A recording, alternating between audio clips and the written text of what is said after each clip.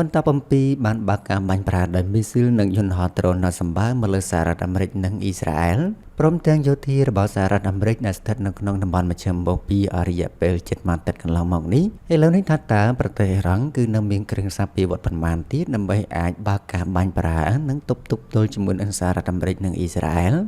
រហូតមកដល់ពេលនេះហើយគឺមិនតមានអ្នកណាដឹងច្បាស់នោះទេអំពីបរិមាណពិតនៃអាវុធយុទ្ធភ័ណ្ឌរបស់ប្រទេសអ៊ីរ៉ង់នៅសេសសល់តែទោះបីជាយ៉ាងណាក៏ដោយកាលពីឆ្នាំ2024និងឆ្នាំ2025កន្លងទៅកាលនោះប្រទេសអ៊ីរ៉ង់នេះឯងបានប្រើប្រាស់នូវមីស៊ីលនៅក្នុងក្លាំងស្តុបរបស់ខ្លួនជាពិសេសនោះគឺមីស៊ីលរយៈចម្ងាយមធ្យមតែម្ដងអស់ជាច្រើនគ្រាប់ដើម្បីបើកការបាញ់ស្រោចទៅលើប្រទេសអ៊ីស្រាអែលហើយដូច្នោះហើយបានជានៅពេលនេះប្រទេសអ៊ីរ៉ង់នឹងហាក់កំពុងតែបាញ់មីស៊ីលរង្វើខ្លាំងនេះបើយោងទៅតាមការបញ្យល់របស់លោកអេទៀនម៉ាកូសដែលជាអ្នកស្រាវជ្រាវផ្នែកខាងជំនាញយុទ្ធសាស្ត្រមីស៊ីលហើយលោកនេះដដែលក៏បានបន្ថែមឲ្យដឹងទៀតថាប្រទេសអ៊ីរ៉ង់គឺនៅមានមីស៊ីលរយៈចម្ងាយខ្លីដែលអាចបាញ់សម្ដៅទៅទីតាំងមូលដ្ឋានយោធារបស់សហរដ្ឋអាមេរិកនៅក្នុងតំបន់ឈូងសមុទ្រប្រហែលជា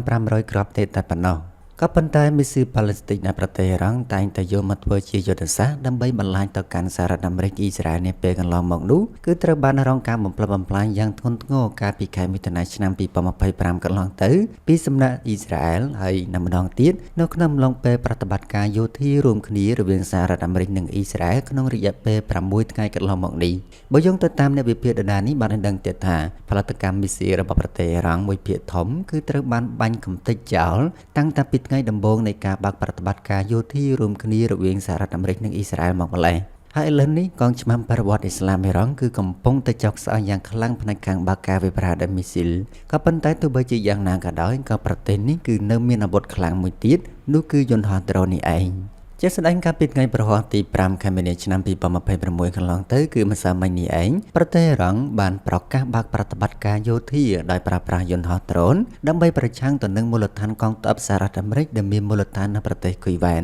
យន្តហោះដ្រូនឥឡូវនេះបានក្លាយទៅជាឧបករណ៍ចម្បាំងយ៉ាងចម្បងបំផុតរបស់ប្រទេសអ៊ីរ៉ង់យន្តហោះដ្រូន Shahed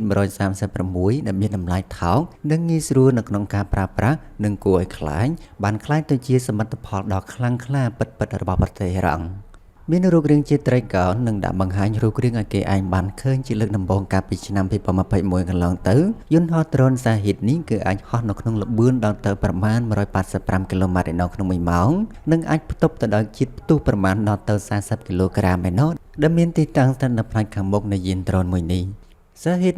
136នេះគឺត្រូវបាននាំផ្លូវដោយប្រព័ន្ធ GPS ហើយយន្តហោះដ្រូន Shahed នេះគឺអាចហោះទៅធ្លាក់និងបំផ្ទុះទៅលើទីតាំងដែលត្រូវបានគេកំណត់ទុកដោយមានភាពខុសត្រឹមតែប៉ុន្មានម៉ាត្រតែប៉ុណ្ណោះគុណសម្បត្តិដ៏ខ្លាំងក្លាមួយទៀតរបស់ដ្រូន Shahed នេះគឺតម្លៃរបស់វាគឺពិតជាទាបខ្លាំងណាស់ហើយគេអាចផលិតចេញពីរោងចក្រយ៉ាងលឿនបំផុតនៅក្នុងបរិមាណដ៏ច្រើន